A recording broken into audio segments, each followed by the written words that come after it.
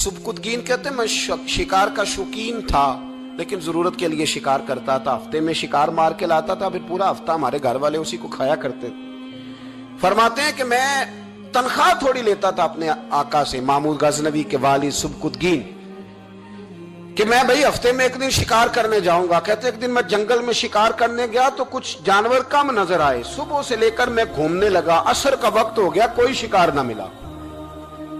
अब मेरे दिल के अंदर यह डर था कि अगर मगरिब मुझे यहीं हो गई तो मुझे कोई दरिंदा, कोई जानवर परेशान करेगा। इसी परेशानी के आलम में मैं दाएं बाएं देख रहा था कि हरनी का एक बच्चा मुझे नजर आया।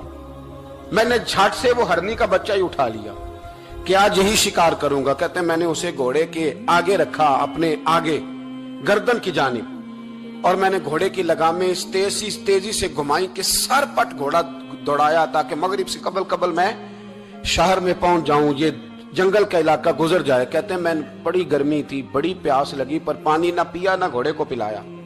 सर पट दौड़ाया इस डर से कि कहीं ऐसा ना हो कि मैं जंगल में मुझे शाम हो जाए। कहते हैं जब मैं शहर से बाहर पहुंच गया तो मगरिब का वक्त भी शुरू हो गया। कहते हैं अभी मैं पहुंचा ही था, मैंने वहां घोड़े को रोका, खुद भी पानी पिया, जानवर को भी पिलाया।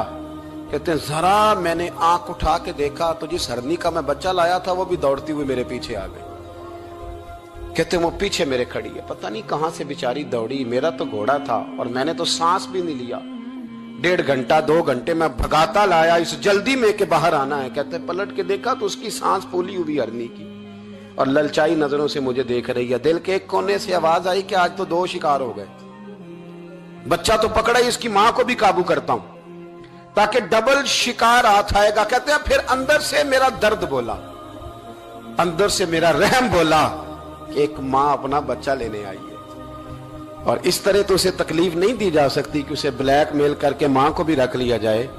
कहते हैं जब मैंने उस हरनी की तरफ देखा तो उसकी नजरों में सवाल था, उसकी नजरों के अंदर सवाल था, कुछ मांग रही थी। कहते मैंने उस बच्चे की पुश्त पर हाथ फेरा, फिर मैंने बच्चा छोड़ दिया। कहते उसने पहले बच्चे को बाजुओं में लिया, फिर अपनी जुबान से अपना बच्चा चाटने लगी। कहते हैं फिर वो जब जंगल की तरफ जाने लगी तो एक दफा उसने मेरी तरफ देखा, दूसरी दफा उसने आसमान की तरफ देखा।